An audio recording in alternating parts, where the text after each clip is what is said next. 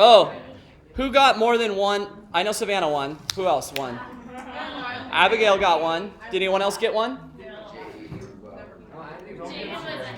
Yeah, Jaden can't drink coffee, so Abigail gets this. Whoa. So there you go. And he already won one, too. So, what? All right.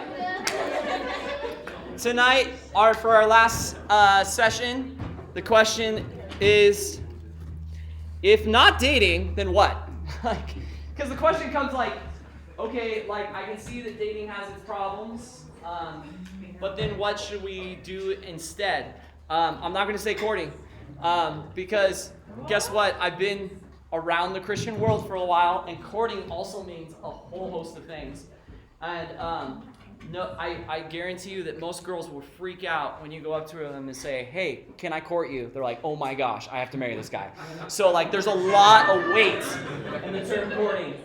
It's not casual, it's not free. So anyway, I'm okay with people using the term dating still if they want to. They can say friends with dating benefits or whatever it might be. Okay, like we can figure out a term, but I think the idea is more about the heart than the words we're using, right? Is if we're saying that's my girlfriend, are you saying like they're exclusive to me, I own them, they have to marry me, like, or that I expect them? Or is it more of, yeah, we're just going out on dates together and we're getting to know one another right now, okay? So before we get going, because this is, I think, one of the most important things that we should all understand, what is the purpose of dating? What is the purpose of dating? Addie. To get to know the person.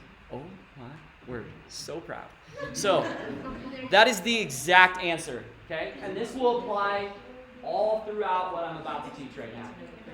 The purpose of dating is to get to know one another. The purpose of dating is to get to know one another. There's really no other purpose for dating, right? It's not to lock someone down while you go to college. It's not to have somebody that can make you feel better about yourself.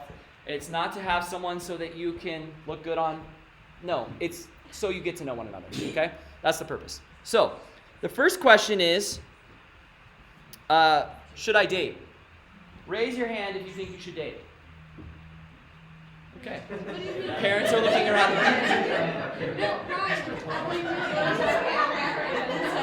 Okay. Like, just generally, I'll ask the question later, do you think you should date now? But let's just ask generally, do you think you should date? Like, oh, yeah, like. Okay. All right. Do you get a babysitter tonight? Yeah, that'd be nice. So we need to ask the right question. Should we even be doing this thing? One of the things to think about is dating can tend to skip the friendship stage of a relationship. Guess you never stop being friends. And I've given this advice to, real pastors, like senior pastors and the other pastors, like not youth pastors, get the joy of doing premarital counseling a lot. I've only done it like 4 times. I get the joy of premarital counseling a lot, where like it's a lot of conversations about dating. It's a lot of in that realm, and a lot of times, young adults will be asking me the question like, should I date this person or whatever? And my biggest advice is, do you have a best friend of the opposite sex? Marry them. Because like really the best part about being married is being married to your best friend. And just getting deeper levels of friendship is a cool thing, right? You're not going to regret that. It's when you add the romantic piece into that. Yeah. So Sean and I were friends for 5 years before we got married. And it was so cool, because then it's like, even as when we were dating and like, as things got difficult, it was like, he's my best friend. Mm-hmm. So you want to keep that intact, Mm-hmm. you know? So it was like, you're not just going to lose your boyfriend or girlfriend, Mm-hmm. you have to have your friend. Yeah. So there's more respect that goes along with Yeah. that. I think it really, friendship is based on character a lot, and so someone you can trust, not just someone that you think's attractive. How many of us have dated someone simply because that person liked us and thought we were attractive. I'm like, gotta date that person. They have good taste.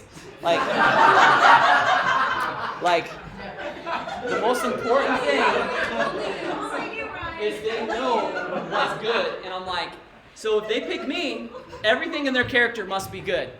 Now, you think that like that's, I'm talking about us. We all did it. Like, or you've liked someone, like you've never noticed this girl ever, and then suddenly like another girl's like, and you're like, oh my gosh, she is cute. Like, you didn't, like, it's so weird, like how we do that. It should not be the way it is, okay? Your options were 0.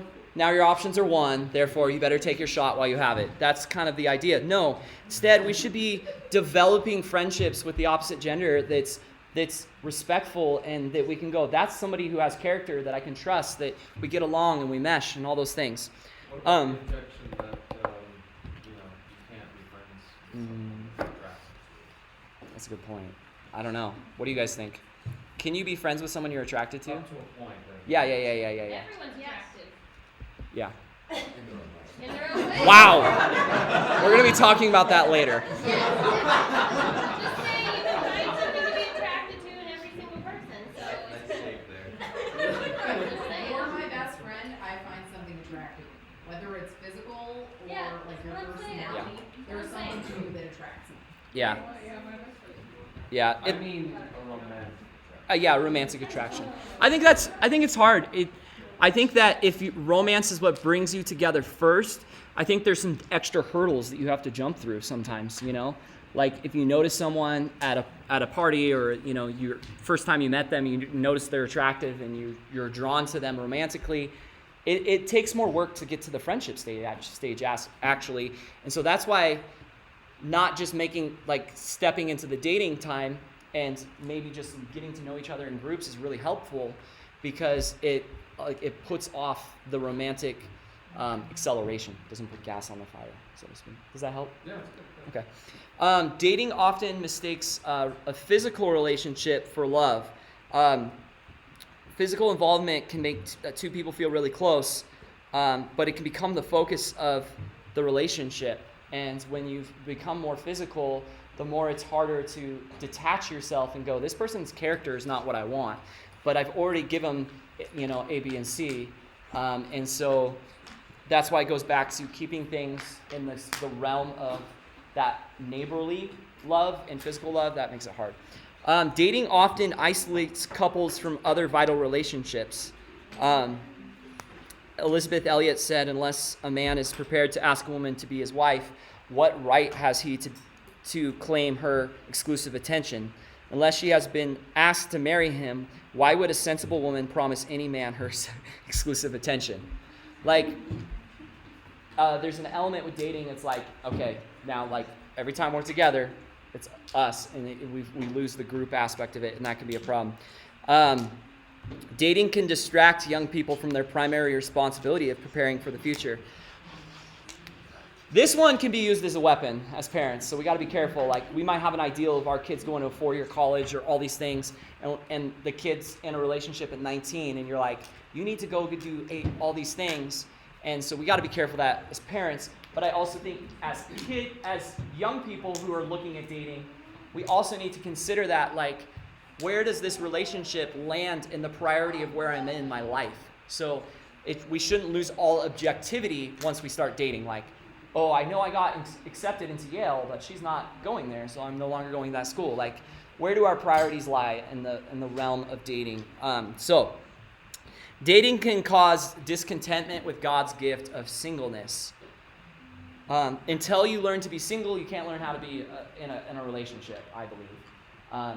Some of the most awesome couples that I know, it's often that I'll talk to the guy and it's like, yeah, I just gave my heart to the Lord, and then 6 months later, here walks in your mom or whatever, and so, but no, I was talking about my dad. Thanks for clarifying.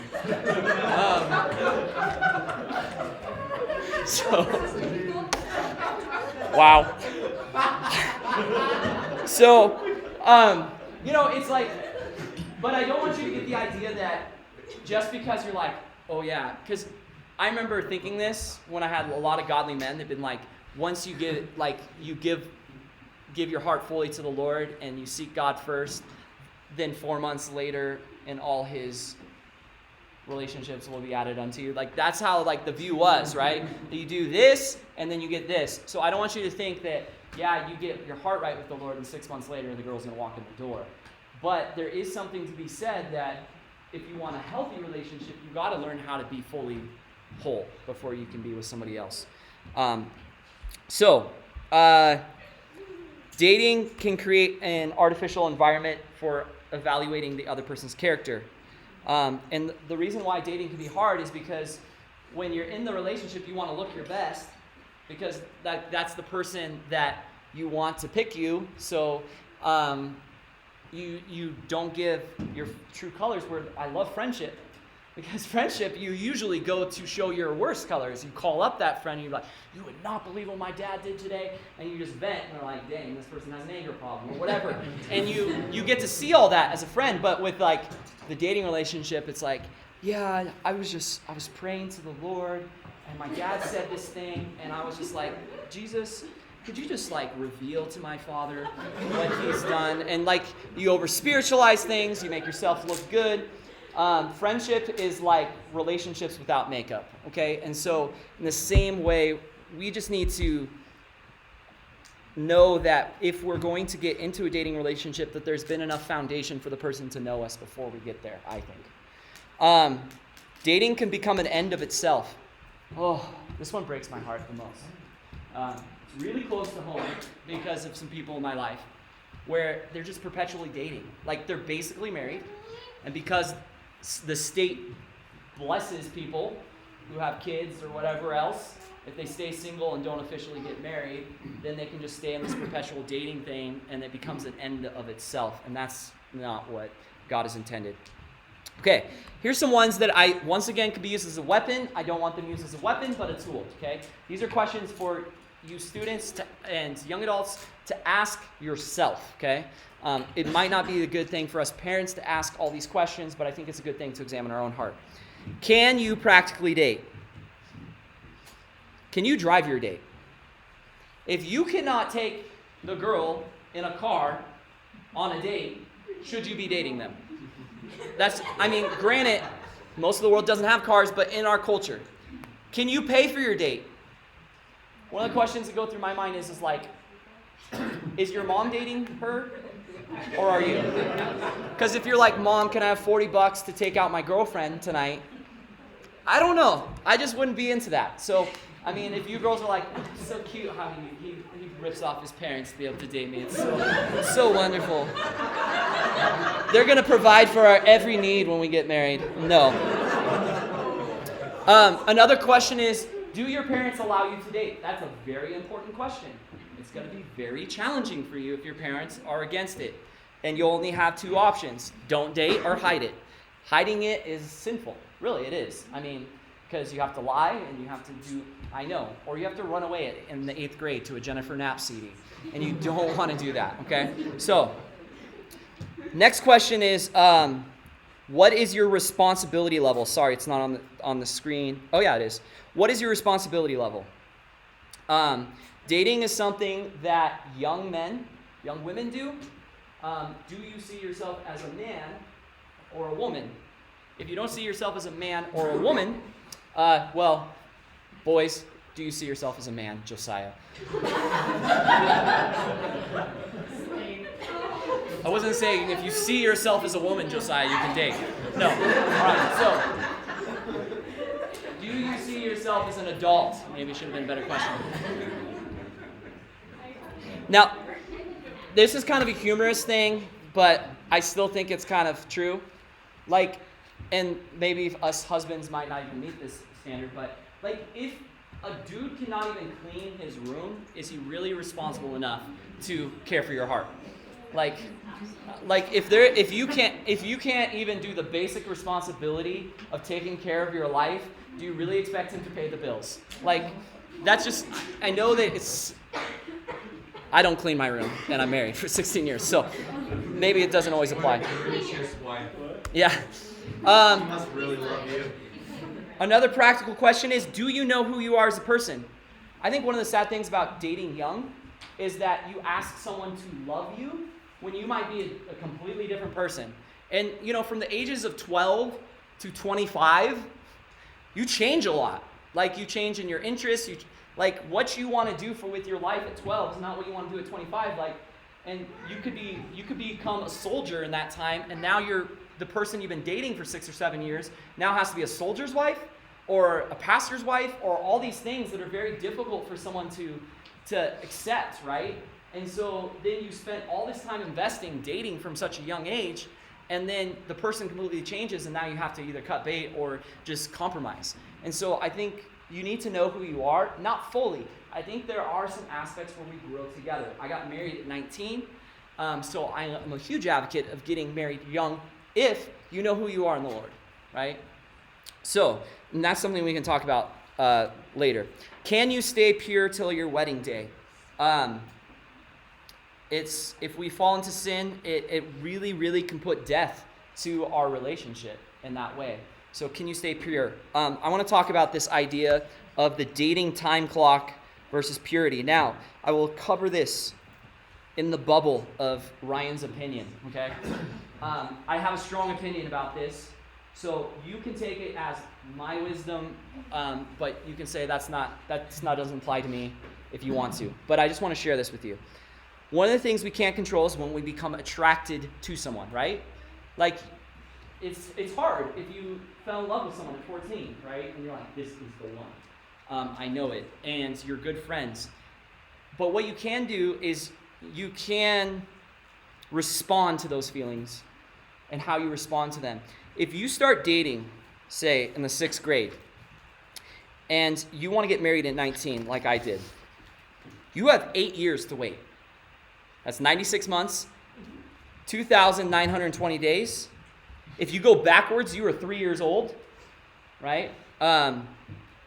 You were in preschool. That's 72% of your life added back on to your life. Like, it becomes harder to, remember when you were 11 years old? Some of you guys might be that old in here. But, when you were that young, and then a week, how long that felt? Let's talk about 8 years. How are you going to do that?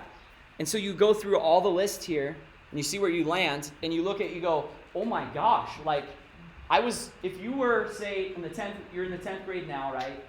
And you have to wait 4 years. If you go backwards, you were in the 6th grade. For you 10th graders, how long ago does the 6th grade feel to you? It was a ways back. That's how much time you still have to wait before you get married. Just to put in perspective what that waiting feels like. And what happens is when we engage romantically, we buy a Valentine's gift, or we go on a date, or we write them a poem or a song, and we engage in these romantic entanglements, what happens is it rolls the ball down the hill, and it gets going faster, right? And so when we start sharing our affections with one another, instead of our intentions with one another, we get everything out of whack. So, I say this a lot: right time, right way, right person. You got to get all three right. If you get one of them wrong, it ruins the other two, okay? So, right time, right way, right person. So, right time, when should I date? Let me ask you guys this. When do you think you should start dating? Anyone want to give me an answer, just like a general idea? Okay, that's a good idea. You are prepared to spend the rest of your life with someone in marriage. Which is why I'm not. That sounds so honest. Exactly. When you are financially stable, where you can actually pay. I didn't have a job 3 weeks before I got married. And my first year was $15,000, so I did not meet that. But yeah, there is some aspect to that. Maybe around 18 or 17? Okay. Any other? Look at the Holy Spirit's answer. I think when you feel the Lord is kind of giving you the green light. Okay. Okay, yeah. When the Holy Spirit's leading you? Yeah. I found a lot of 14-year-olds at camp while the Lord is leading them, while they grab hands and worship, Anyway, just kidding. If you are not ready to get married or soon to get married, wait, that's my answer. The point is pretty simple. Don't get yourself romantically or sexually charged up about a relationship that isn't explicitly moving towards a wedding. Not only is it emotionally foolish, it's morally irresponsible. It's not more than just going out on dates. It's also adding that title to your relationship. It's about pursuit. That's the key word. Are you pursuing, right? Because you can tell someone like your affections for them, and you can be friends, but are you pursuing them? Does that make sense? You're chasing after them to win their heart. And it doesn't matter if you're dating or just going on dates. Are you pursuing the person or getting to know them, right? Because friends get to know each other too. But it's that pursuit that we got to think about. So I would say, and let's see, I know this comes up somewhere. Okay, this is the next question. How long should I date? How long is too long? 7 months, over 7 months. Okay, dating longer than 7 months is too long. What do you guys think? Yeah, somewhere close to that, yeah. 4 years, okay. I'd say 2 years. Okay. That's a good year. 3 months. I like that one. 3 months. Okay, I've given this advice so much and recently that I'll say a year. I'm like, if you can't envision yourself being at the altar a year from your first date, it's too soon. Now, I give a lot of grace with that. I think long distance relationships adds a ton of time. Like if you're going to different colleges and stuff, and you're talking once a week, it's not going to be the same thing as if you're seeing each other every day, talking every day. Yes. When you say dating, are you saying, so that year mark, right, does that include the time that you were getting to know that person before you were official, or is that just From the time that you start going on dates and pursuing one another. So whether it's calling each other boyfriend and girlfriend or whatever, because you could be friends 4 or 5 years and then engage in the romantic piece. I'm talking about engaging romantically in some way. Okay. In their book, Sex, Dating, and Relationships, they say, how long is too long? It varies from person to person, but assuming you're both at a place in life where it's appropriate to marry, 6 to 18 months seems about right. Wait any longer, and purity becomes increasingly more challenging. Get to know the other person, pray about the friendship, seek godly counsel, and then make the decision. If you're still uncertain after 18 months, that's probably an indication something is wrong in the relationship. I agree. Like, as a girl, I'd be like, well, I'm not a girl, but if I was a girl, I would be like, man, I've been with this fool for 18 months, and he has not put a ring on it? Like, why? What's wrong with him? Or what's wrong with me? That's how I would view it, honestly. Like, what are we waiting for? Like, why won't you commit to me? So that's one of the things I think about. Once again, this is very subjective. I know there's exceptions. Listen, you can be friends till you die, but you cannot be dating forever. Dating has an expiration date, right? And one of the things I've talked about with my own kids, I've talked about with a lot of students, is that I view dating kind of like staying in the warm zone, right? Because I've seen dating relationships where I'm not saying that you shouldn't wait to kiss till you get married or all those things, but where they're so legalistic and so cold to each other, because what happens is God created us, the people we love, we want to be with them intimately, and we should. That's how it should be. And so as you get to know someone, you're drawn closer to them physically, right? And so when we add that time to it, what happens is if we've been together for a year, you got to start being cold to the person. Like, don't touch me. Like, I can't go here with you. I can't do this with you. And like suddenly the relationship gets really weird, right? Because naturally we should be moving into physical relations with someone that we fall in love with, right? And committed to. So it either gets too cold or it gets too hot too soon, right?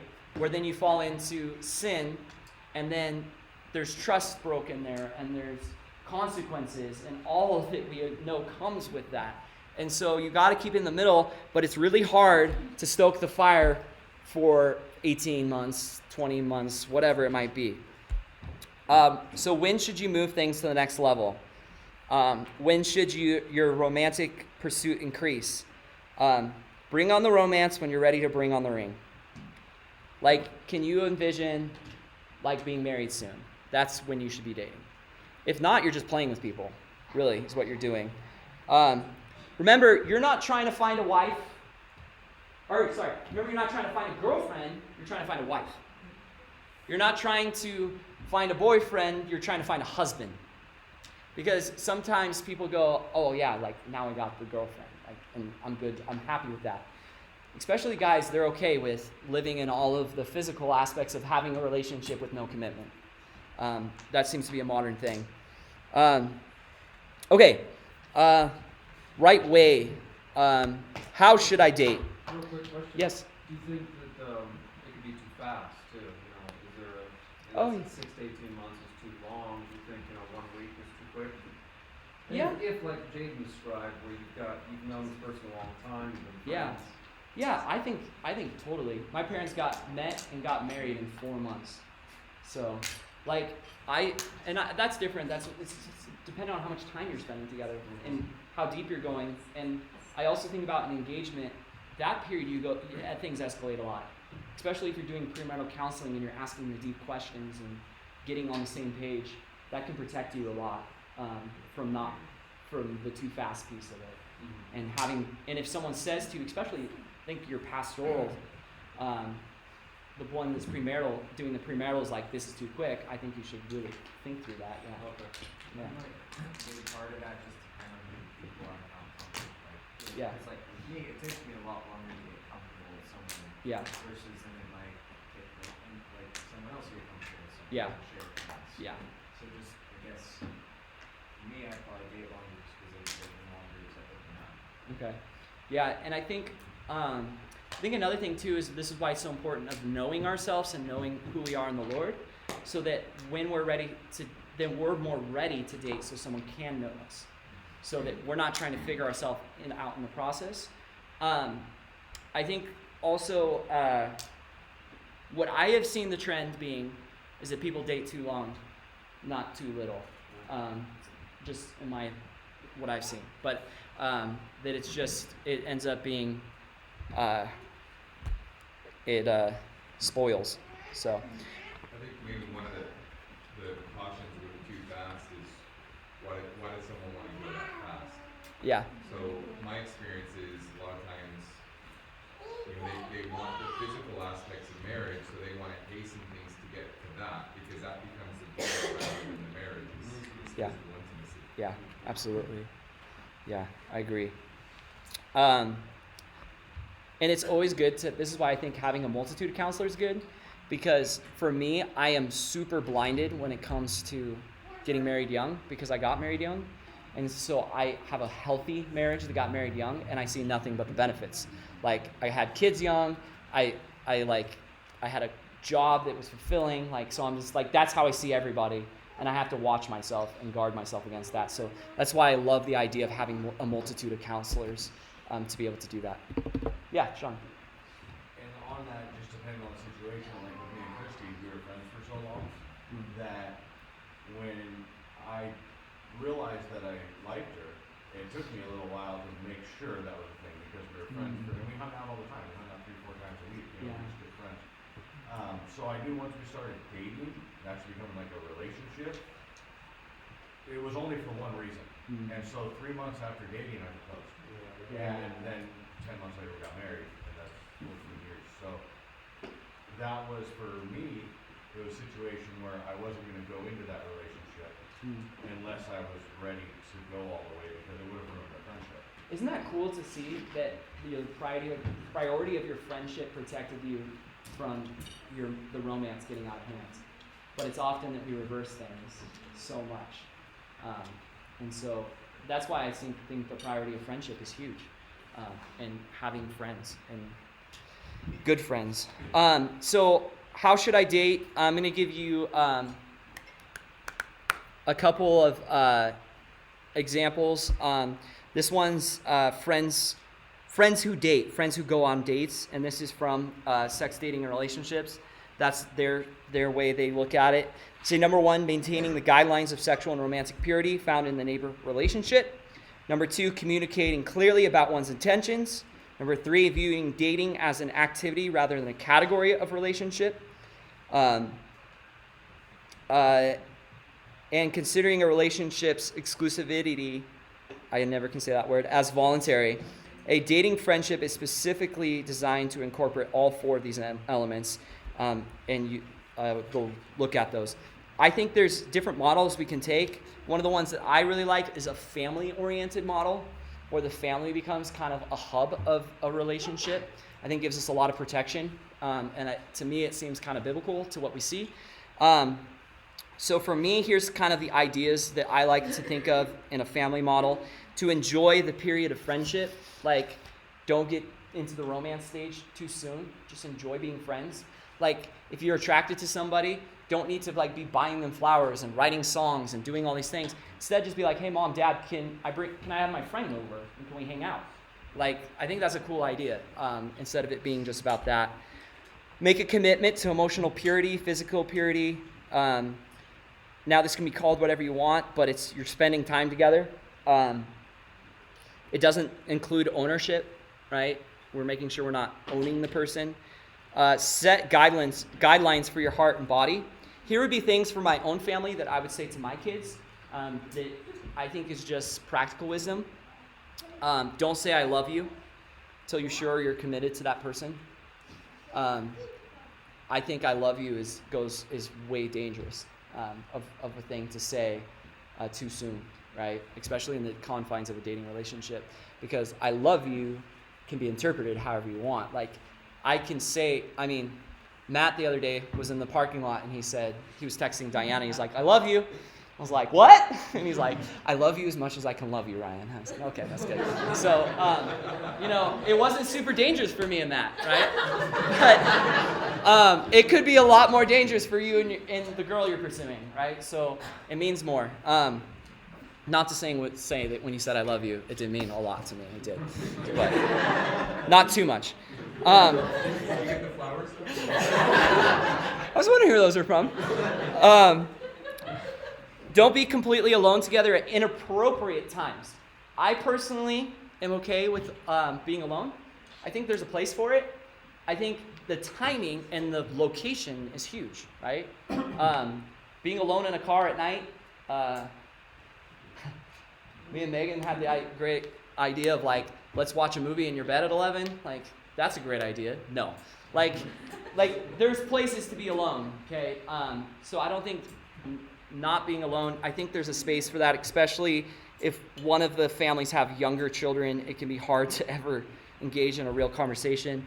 Don't talk to each other late at night or on the phone. Like, there should be a curfew for when you're talking to the person you're pursuing romantically. There is something, and married couples or texting, yeah. If married couples will tell you this, when you're in bed, there is something very romantic. Something happens physically in the body as you're falling asleep and you're talking to your significant other that it's an intertwining of souls. It's very special, right? There's a very special thing about that. And if you're in your bed texting a girl or texting a guy or talking on the phone, it is as if that person is in bed with you. And yes, it might not be sexual, but it is intimate. Intimate that I believe we should be very careful. Okay, so I don't think, personally for me, I think texting late at night is unwise. Granted, a lot of kids today have insomnia and stuff, but if you want to guard your hearts, I think that's a really practical way to do that. Be accountable to your parents. When, where, and with whom you choose to spend your time reveals your true commitment to purity. If you're really committed to purity, you're going to tell your parents things. Because there's nothing more of a buzzkill than your parents. I'm sorry. But the reality is they are, right? So if mom shows up, to the parking lot where you said you were supposed to be, like suddenly things are going to get real cold real quick, right? So I just think that your parents are your best asset in keeping your purity.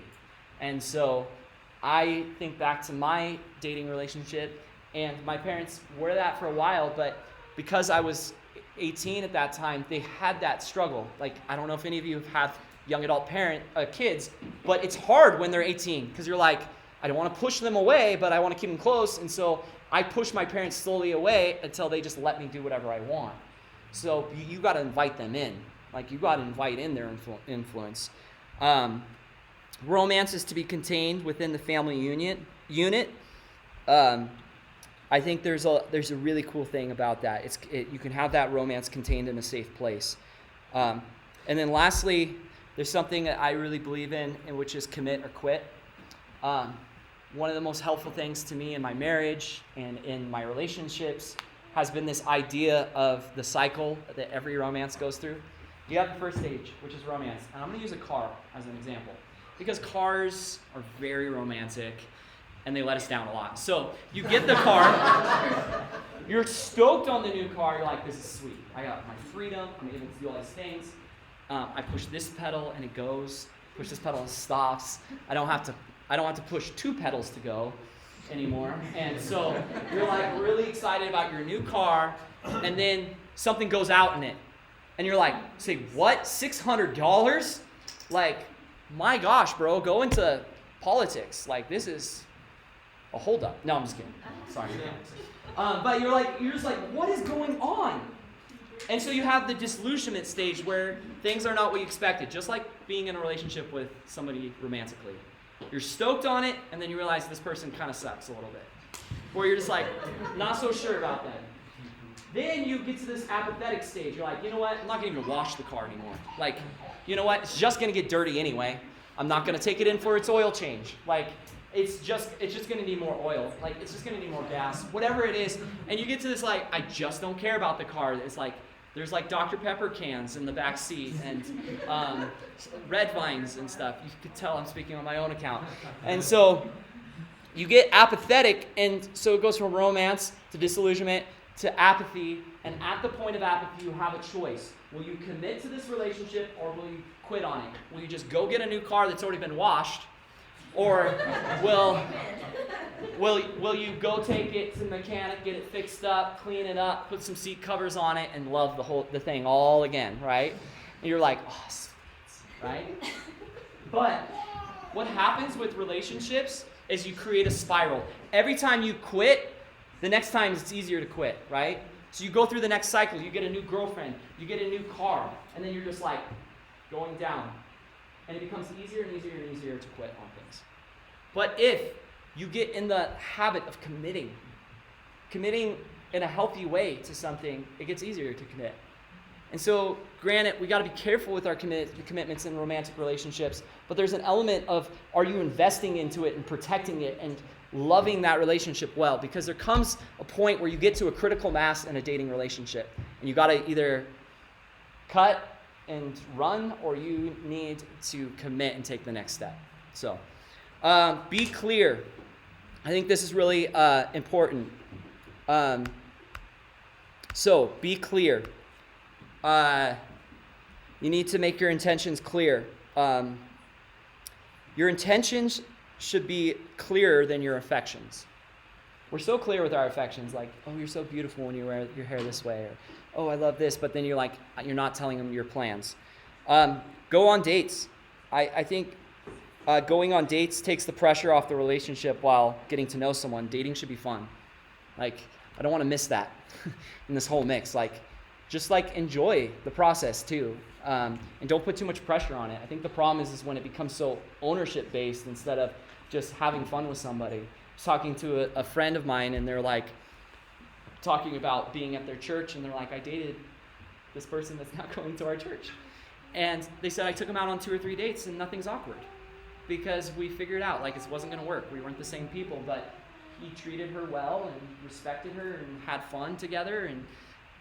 So go on dates. I think there's something to be said for that when you're ready. Get to know one another. Do you like the person you're dating because they like you, or do you appreciate who they are? Do you only know what they think about you, or do you know what they believe and what their values are? We spend so much time in dating relationships just saying the same thing over and over about how much we like the person, instead of actually talking about things that matter, like what we believe or theology, or do we want to have kids or anything like that. Talk about things. Be friends. The foundation for friendships is character, like I said, trust and mutual interest. Dating relationship is about romance, status, and attraction. What is the greater foundation? Be open. Dating, it does entail two people looking for a spouse. It does not entail two people who've already found one. Can you, let me ask you this question. Can you cheat on a friend that you're dating? Meaning, is it cheating if you went on a date with somebody else? No, not really, right? Because it's not exclusive, really. Now, is it honest? Probably not. I mean, maybe you should be honest with the other person. I'm not suggesting you should be a serial dater, but I think there is an element where we've gotten this idea of like, oh my gosh, he's cheating on me because he's talking to another girl. You know, like, so? You don't own him. And you see why the timing matters so much with that. So I do believe there is some commitment, but yeah. Does that not show a lack of commitment? You shouldn't be committed, is my point. But when you're dating someone, aren't you trying to show that you're committed to them? No. I don't. When you're married, how do you know they're going to be committed? I think it's because in a dating relationship, the commitment's based upon your attraction. I think the engagement period would be a good time to test that, not the dating relationship. But doesn't the dating part lead up to the engagement part, so we're just doing the engagement with that part?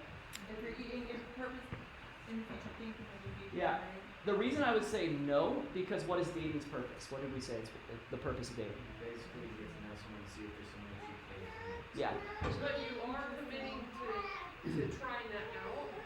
And so I say if you're being dishonest, yes. But if you're, because dating is a separate thing from a friendship. So it seems to me that if you're going to try the dating thing, it's like the next step in the friendship. And it's not fair. I tried it. When I was younger, I tried one. Like a couple guys at one time, was like, this is dirty. I didn't like it. It just didn't feel right. And so I think it's better to focus Yeah. on commit to what you're doing. Not necessarily to the person, maybe, but commit to the idea of what you're trying. Yeah, and I guess there'd be different stages, right? Like if you've been dating for 6 months and then you're like, I think I'm gonna try something else out. Maybe that wouldn't be it. Like there's wisdom in this, right? But I think the point that I'm trying to make is that the dating relationship really is a facade if you think that's commitment. Because what if they really committed to you? Nothing. Really. Yeah. I think this all goes back to being friends first. Yeah. Before Absolutely. dating at all. Yeah. Once you start dating, it should be that I'm wanting to get more exclusive with this friend. Yeah. Then you shouldn't be friending other friends that much. It's kind of semantics too, because obviously when you're friends, there's a level of commitment there Yeah. too. So I think you said be clear and be honest. So Yeah. you know, if you say right up front, hey, you know, at this stage of the game, I want to get to know you. Yeah. And that's about it. Yeah. And then But- you can decide if they're open with you. Like if someone did that to me, I'd be like, well, I don't like you anymore because you're outdated. The way that I see it is, I'm trying to show the what dating really is, because I would never say that if someone went out on a date with another person when they've been dating someone for a couple months, because there's no ownership, that they've cheated on them, they committed the act of idolatry, right? That's not adultery. And so I think that's, in my opinion, I think we should not have dating be this ownership space. That's where my concern is that people get way too comfortable in that space. Not saying you should just date around everybody, but yeah. Like if you would have during that 3 months, so we're friends 3 months before you proposed to me, if you would have dated someone else during that time, I wouldn't want to marry someone outdated as well. Yeah. Yeah, no. Obviously there's a principle there, but what is keeping the person only dating you? Loyalty, like trust. Well, there's a morals. difference too, because I asked you to be my girlfriend, so that's different. So You was We there- asked want to be for exclusive, commitment. so let's be So exclusive. is there four Let's phases? exclusively date each So other. is there friends and then dating and then girlfriend and then engagement? Type of like- I think it's once again I said it is pretty subjective. But I think the point that I'm trying to make is that the only thing that holds you in commitment in a dating relationship is attraction.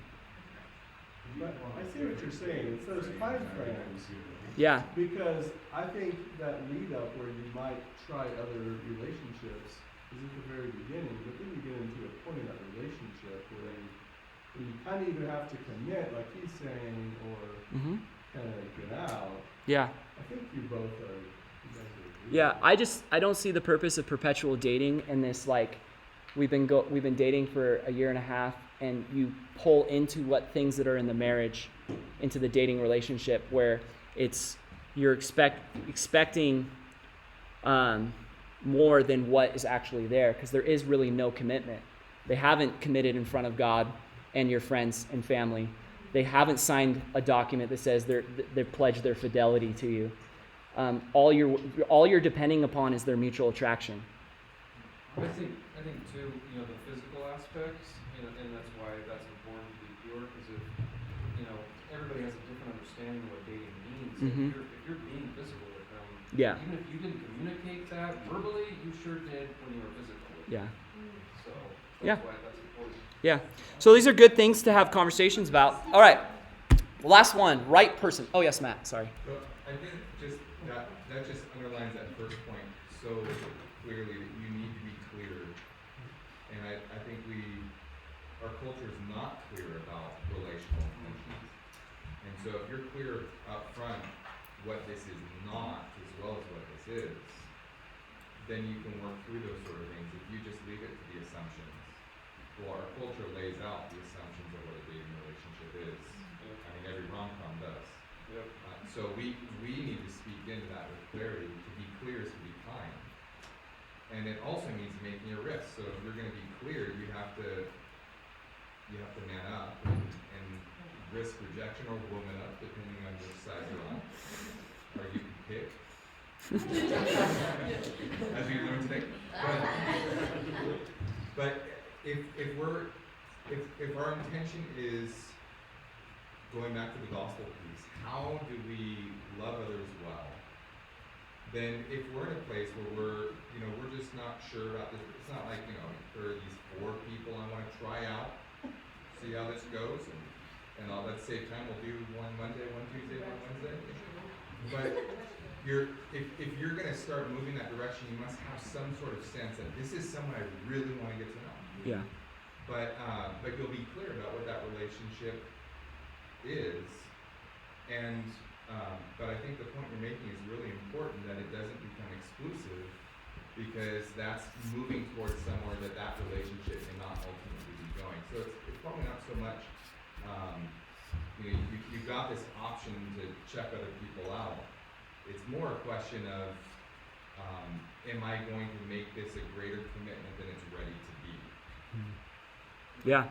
One of Yeah. the biggest points of dating is just to have a way out, honestly, because it's the not having to commit, it's the option to get to know this person and then make a decision, are we going to get engaged further? Mm-hmm. And honestly, even in my last relationship, I treated it more as an engagement period than a dating relationship, because we hardly ever thought of the way out. Mm-hmm. Like, we never thought leaving as an option, and one of the most important things about dating into dating is that you can always leave at any time for a Mhm. good reason. Yeah. Maybe you should, but it's there. Yeah. And if you want to see somebody else, then maybe you have to decide. Yeah. Yeah. Yeah, and if you go see somebody else, it's not cheating if you are clear and honest, right? Well, even then it wouldn't be cheap, just be lying. Yeah, yeah. So, If you're a year and a half in, you're not even committed. Yeah, if Yeah. you want to see other people during the dating. yeah, and the reason I brought up that question is not to say, like, you should be with somebody who's okay with dating around. My point is to really illustrate what dating really is, that people really miss, that it's not really commitment, it's just mutual attraction. Good debate. Yeah, so be a right person, finding the right person. Who should I date? Whoever your parents say, and that's the end of my so just kidding. What if you don't live in the same state as your parents? I'm just saying. All right, Well, let's what get if your ready. parents are Start dead? pitching it. How does that work? Are you gonna kill your parents, and are you moving away? I'm Just kidding. saying, maybe when that time comes, right?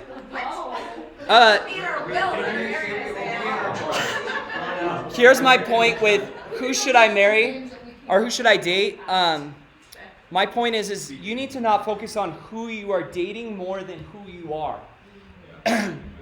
Focus on who you are in Christ, and as you get to know who you should be in Jesus, you will naturally be drawn to somebody who is also very similar, right? Like if Christ is the center of all that you care about, you're not going to settle for somebody who doesn't have Christ at the center. Like you gotta know who you are. And then secondly, there are some things we need to look at as far as the person, but we need to seek the Lord and go from there. Another thing I want to say is, and I've already said this, but I feel like it's really important to come back, and I'm also going to put this in the bubble of Ryan's opinion. But I think it's very dangerous when we over-spiritualize finding the right person. When it becomes this thing of God showed me, or God said a word to me, or I got this. It's so scary because people stop evaluating people's character and if they can trust them and know them. And so in looking at who is the right person, I really think half of it, maybe 90% of it, I don't know, is really reading the word and knowing who a person that's following Jesus looks like. And then a part of it's just your own taste and what you like and some of that. So yeah. Well, one of my mentors a long time ago told me that, like when I was first talking about being interested in dating, he told me, come up with a list of haves and have-nots, the things that you cannot compromise on. And it's just, like simple things, must be Christian, trust, all that sort of thing. And then after like we had to come up with this list of what this person must be, he said, okay, now who does this person need? And it was really challenging. Yeah, I bet. It's like, oh, well, I'm not that person. Yeah, and I think how many, I'm just wondering, adults ever made a list? Anyone made a list? Okay. Yeah, I did that with my youth group once, and then I sent the list back to them 7 years later. It was hilarious. It's kind of torturous, but one of the boys who was like in the 7th grade, he's like, his number one thing, I'm not even joking, was she has to be able to cook like my mom.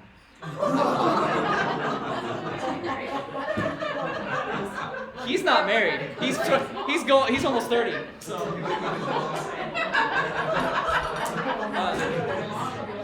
Ashley, did you have your hand up? Oh, okay.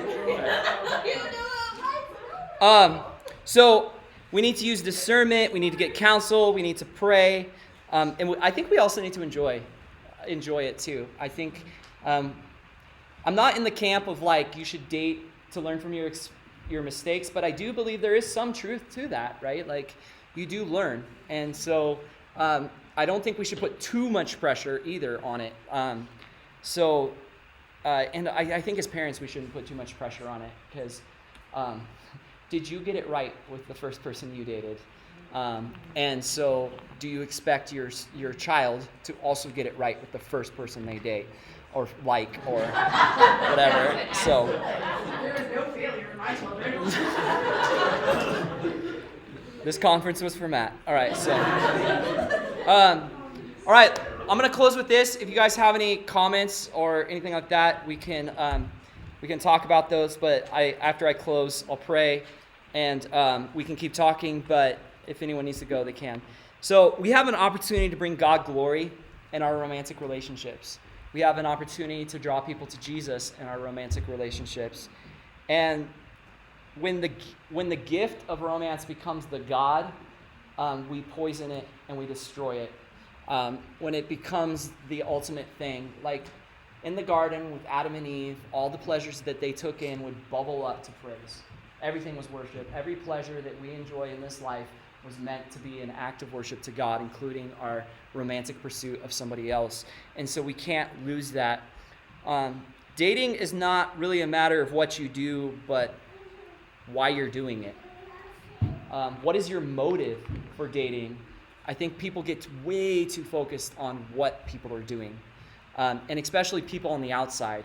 Oh, look at them holding hands, look at them lean. But why are they doing that? And only that person can really answer that. And so having a conversation with them instead of coming at them, or if you're the person doing that, saying, why am I holding this person's hand? Why am I leaning on this person? Why am I kissing this person? Why am I pursuing this person? All those things. Examine your heart. I think examining your heart is so big, and let the Holy Spirit lead and guide. Let him give you the strength. So let's pray. Dear Heavenly Father, I thank you for this time we can be together. Thank you for the importance of this topic. And Lord, I do pray that the things that we have learned, we would be able to put into practice. Lord, I know that it's probably really hard for a lot of these young people to say no to romantic relationships that are a lot of fun. But I pray that they would be wise with their decisions. Lord, I pray for the parents, Lord, that they would show grace to their kids as they try to figure it out. And I pray that the kids would invite their parents into the process. Lord, I thank you that you are a God who sorts things out. And so I pray you would sort out the things I said. And Lord, I pray that the things that we disagree with would be a great way to be able to have great conversations with our kids and with each other. In Jesus' name, amen. You're free to go, but does anyone else have any final questions, comments? Thank you. Thank you, Ryan. Cool. All right. I think there's still food. You don't feel like it. Yes. Yes. So, how do you identify as a girl? That wasn't me. That was Josiah. Wasn't that Joseph? Oh, okay. We both did it. Oh, yeah. If I was a girl. Yeah. Jake, that's a good question though. Any other question, Luke? No, I was trying to get to Oh, okay, cool. Thank you so much for your time. I know that it's precious, and so I pray it's worth it. I'll have this up on the website that you guys can watch it and make really mean